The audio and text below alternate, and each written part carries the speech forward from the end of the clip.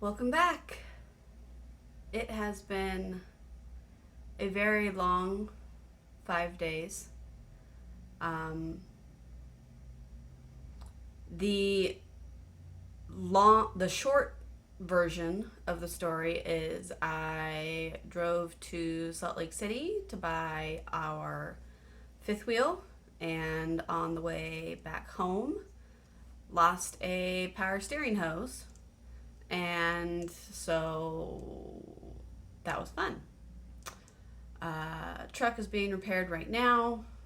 It should be done in the next half hour or so.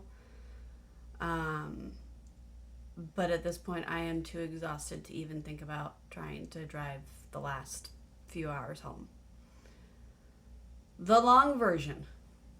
Um, Left Saturday. Saturday went fine. Sunday, looked at the rig. The rig is beautiful. It is perfect. It's everything that we need. Very, very happy with that purchase. And then Monday, was able to get the cashier's check from the bank, pay the seller, and took off. Monday night, decided to stop in an RV park so that I could practice unhitching, setting everything up, hooking up, things like your sewer line, power, fresh water, all that kind of stuff. I wanted to be able to practice all of the things that go into setting up the rig without having the kids there. And as it turned out, that was probably the best decision that I could have made. Yesterday, Tuesday, as I was trying to make the last leg home, I lost the power steering hose.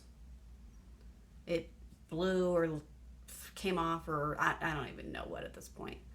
But essentially, out in the middle of the Highland Desert, in the middle of BFE, Arizona, past Kingman, but not quite to anywhere that is populated. My power steering went out. First, super, super happy that I've been lifting weights for a year and a half at this point. Something like that, 2 years. I don't know. I started before the pandemic. I did end up taking a break, but once the pandemic started. But that's regardless. I'm telling you what, though, if I had not been lifting weights for the last however long, there is no way in hell I would have been able to steer that whole get up without power steering. However, I was on one of the deadliest highways in the U.S., and there was not anything around, and I sure as hell was not going to stop in the middle of nowhere. So I manhandled that thing until I saw gas stations in the distance, at which point I went and went to slow down the rig and found out, oh hey, look at that, the brakes are affected by this also. So brakes worked, but basically trying to make them work required every ounce of strength that you have.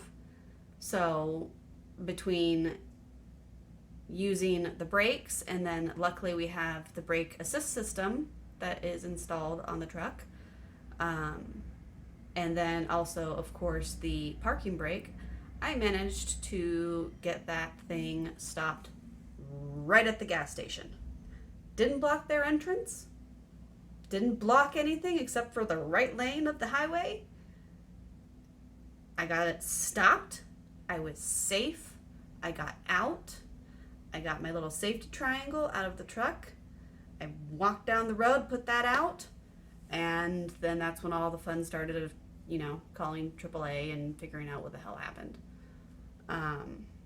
So at this point, I consider myself very lucky that I do have the skills that I need. I have a father who taught me all kinds of car driving safety stuff and forced it in my head. I am considering myself lucky that I was smart enough to know how to slow the rig down with downshifting and everything when the brakes weren't as effective. I'm thankful I've been lifting weights, so I had the strength to steer without power steering. And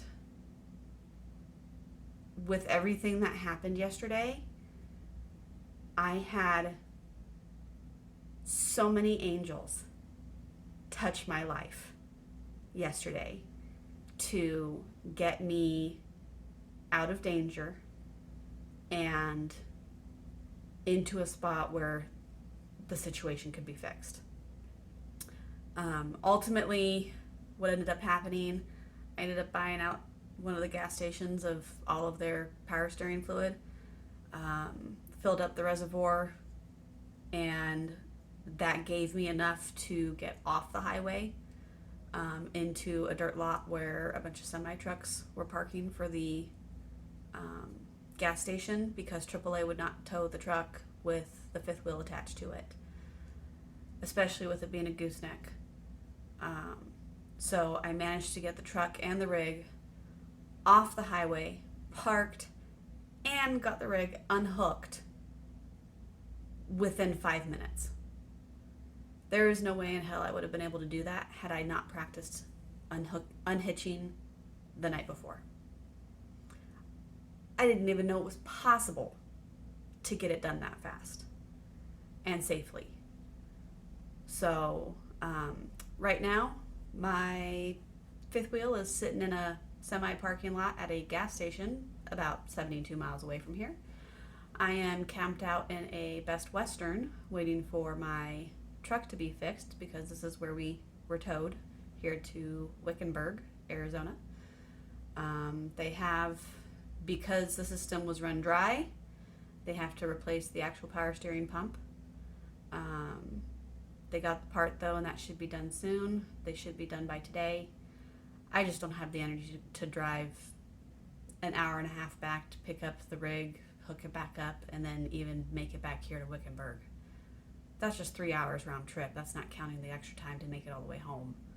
So we decided, my husband and I, it would be safer for me to just spend another night here at this Best Western, get a good night's sleep because I could not sleep last night. I had so much adrenaline running through my body after all that crap. And then tomorrow, once I'm well rested, I'll go back, I'll go get the fifth wheel, and then head home. So everybody's fine, everybody's safe, I'm alive. The fifth wheel is safe. The tow truck driver was kind enough to go and check on it on his way back to Kingman.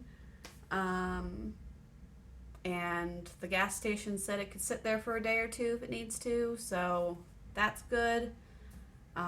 Once my truck is ready, I'm just going to bring it back over here to Best Western, park it, and then probably pass out for the next 12, 14 hours. Because I am exhausted. And this kind of an experience takes the energy out of you.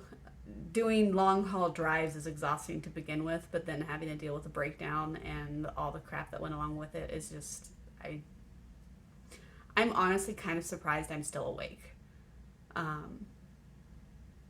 But good thing is everybody's safe, nobody got hurt, and everything's going to be fine.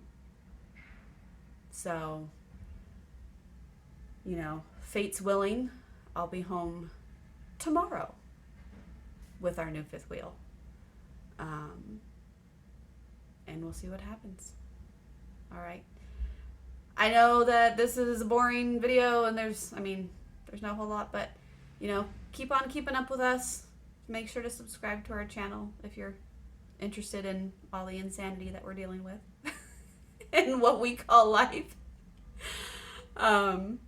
Otherwise, make it a good day, because I'm telling you what, yesterday was probably the best bad day I've ever had in my life. All right. Ta-ta.